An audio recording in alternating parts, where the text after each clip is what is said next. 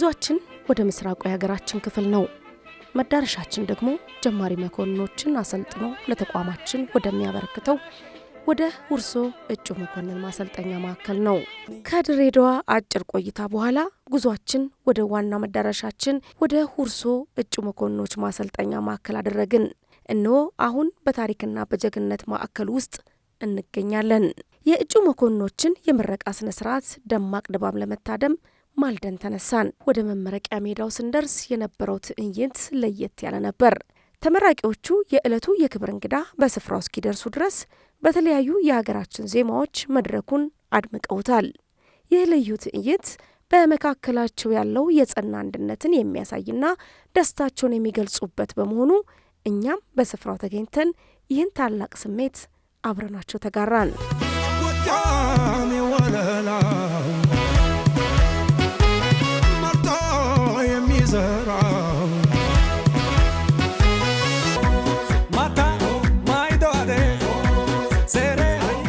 ባህላዊው ትዕይንትና ደስታቸው እንደቀጠለ የክብር እንግዳው ከስፍራው ደረሱ። በዚህ ጊዜ በማዕከሉ የነበረው ድባብ ይበልጥ ደመቀ።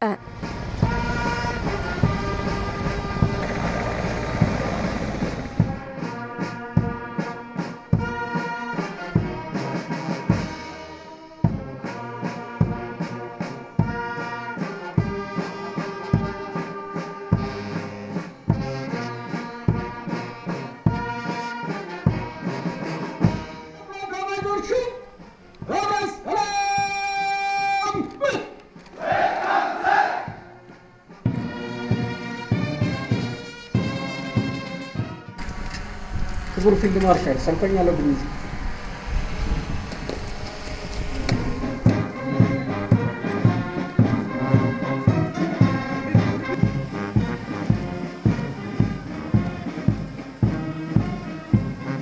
ተመራቂ መኮንኖቹ የተቋሙን የቆየ ጀግንነት ታሪክ ከአዲሱ ዘመን ቴክኖሎጂና ስልታዊ እውቀት ጋር በማቀናጀት የሰራዊታችንን ተልዕኮ የመፈጸም አቅምና ብቃት በማሳደግ ዘመናዊና የማይበገር ያደርጉታል ተብሎ እምነት ተጥሎባቸዋል።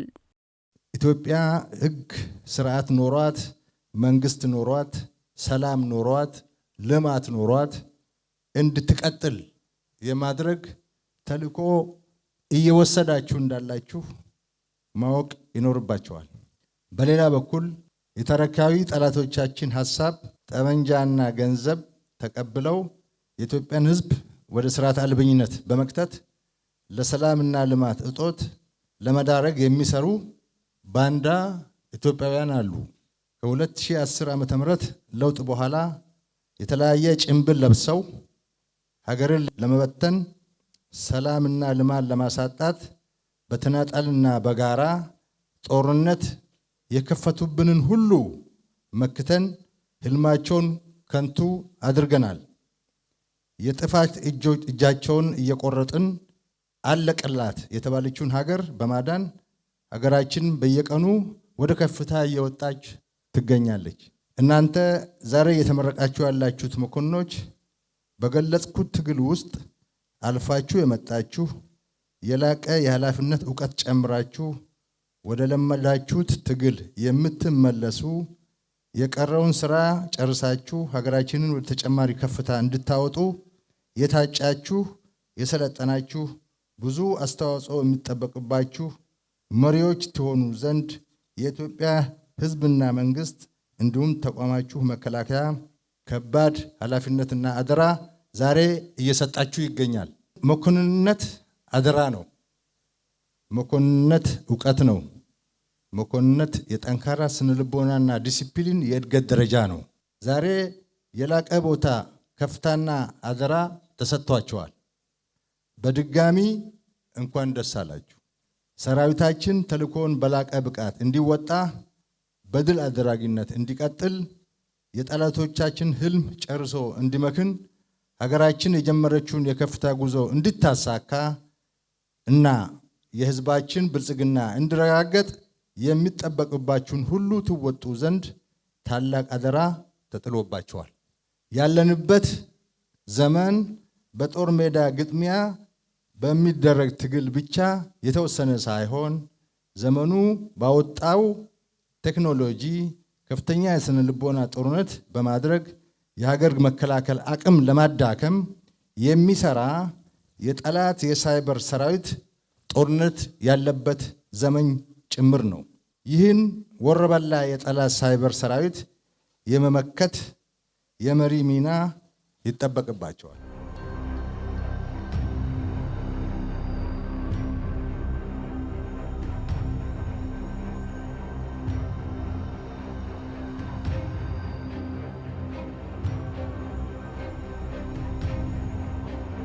ጠላቶቻችን ጽምዶ ብሎ መጥተዋል።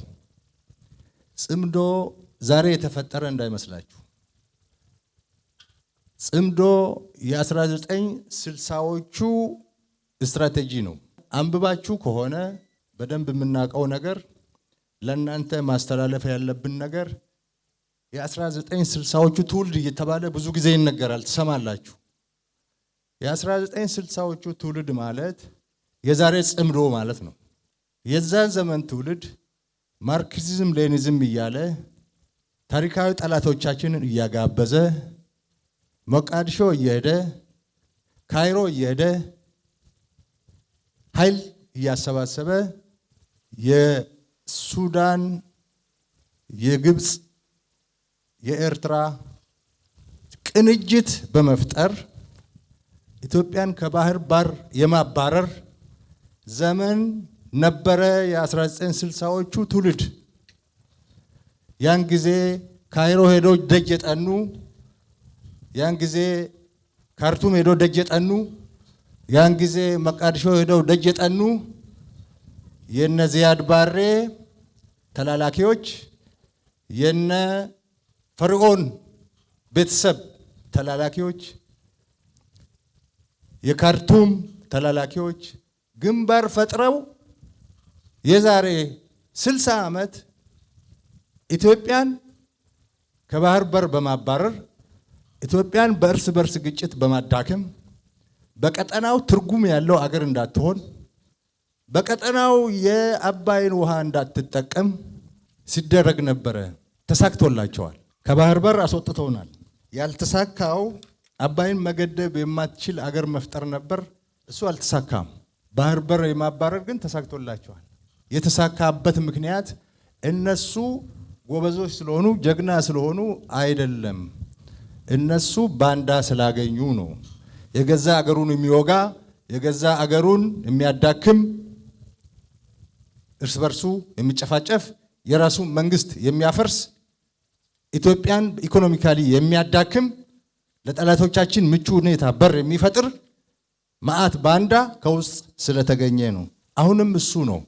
ታሪካዊ ጠላቶቻችንና ምቀኛ ጎረቤታችን ተቀናይተው የውስጥ ባንዳ ቀጥረው እየሰሩ ያለበት ጊዜ ነው።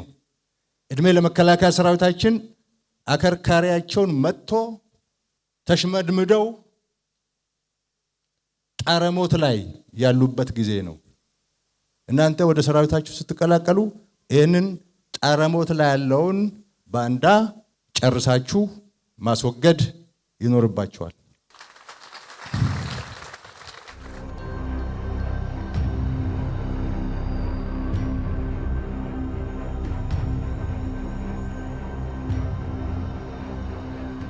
ውትድርና በዕለት ተዕለት የሥራ እንቅስቃሴ የምትማሩበት ሙያ ሲሆን መኮንነት ደግሞ በሁሉም ረገድ ከምትመሩት ሰራዊት በእውቀትና ብቃት ልቆ በመገኘት በእያንዳንዱ የግዳጅ ስምሪት ተለዋዋጭ ስልት በመቀየስ በፈተና ውስጥ ፈጥኖ መወሰንን እና መፍትሄ መስጠትን የሚጠይቅ የአመራር እርከን መሆኑን ተገንዝባችሁ ከዚህ አንጻር ራሳችሁን ልታዘጋጁ ይገባል።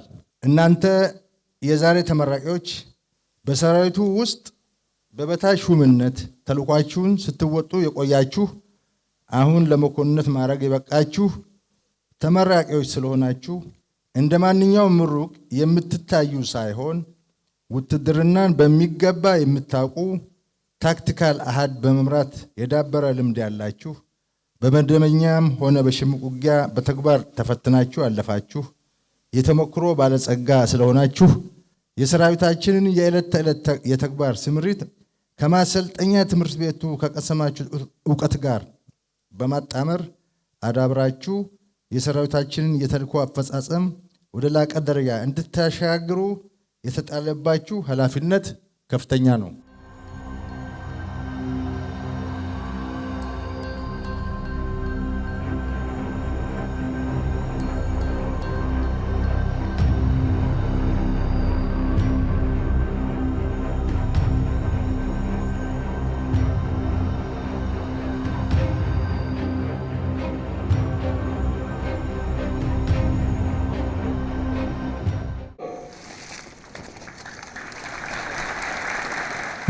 መኮንንነት የሚሰጠን የሰው ኃይልና ንብረትን በማቀናጀት በጥንካሬና በጽናት ውሳኔ መስጠት የሚያስችል ክህሎት የሚገበይበትና የአመራርነት ብቃትን የሚያላብስ ወታደራዊ ጥበብ ነው። የጽናት ኮርስ ተመራቂ መኮንኖችም የወሰዱትን ስልጠና ከነበራቸው አቅም ጋር በማጣመር ለሚመሩት አባል ምሳሌ በመሆን የተቋሙን የውጊያ ዝግጁነት ወደ ላቀ ደረጃ ያሸጋግሩታል። የሀገራችን ኢትዮጵያ ከፍታ የማይፈልጉ እንዲሁም የሀገራችን እድገትና ብልጽግና የማይሹ ታሪካዊ ጠላቶቻችን ለሆድ አዳር ባንዳዎች እንደ መሳሪያ በመጠቀም የሀገራችን ሰላም ለማንሳት እየሰሩ መሆናቸውን እንረዳለን። የትምህርትና ስልጠና አካሄዳችን እነዚህ ጠላቶቻችን ታሳቢ ያደረገ መደበኛና ኢመደበኛ የውጊያ ስልቶች ላይ ትኩረት በማስጣት በማንኛውም ሁኔታና ጊዜና ወቅት ጠላቶቻችን ድል ማድረግ የሚያስችል አቅም እንዲኖራቸው ተሰርቷል። የጠላቶቻችን ተግባር ከወዲህ በመገንዘብ መኮንኖቹ ሊኖራቸው የሚገባውን ዕውቀት፣ ክህሎት፣ አስተሳሰብና ባህሪ ላይ በደረጃቸው ብቁ እንዲሆኑ በስልጠና ቆይታቸው በአራት ዋና ዋና ኮርሶች ላይ ትምህርት ስልጠና ተሰጥቷቸዋል። የዛሬ ተመራቂ መኮንኖች ከባለፈው ዙሮች ለየት የሚያደርጋቸው እስካሁን ከነበረው ዙሮች የሴት ተመራቂ መኮንኖች በቁጥር ብዙ መሆናቸው ሀገራችን ኢትዮጵያ የባህር በር የማግኘት መብት የቅንጦት ሳይሆን የህልውና ጉዳይ መሆኑ ከበርካታ ሀገሮች ድጋፍ ያገኘንበት ወቅት በመሆኑ ልዩ ያደርጋቸዋል። በመኮንንነት ኮርስ አልፎ በተቋሙ ዕውቀት ተቀርጾ መሪ መሆን ራስን ለታላቅ ዓላማ ማዘጋጀት ነው። የተቋማችን ኩራት፣ የነገ የሀገራችን አለኝታ የሆኑ እነዚህ መኮንኖች እንደ ስያሜያቸው በፈታኙ የስልጠና ቆይታቸው የማይበገር ኢትዮጵያዊ ጽናትን አሳይተዋል።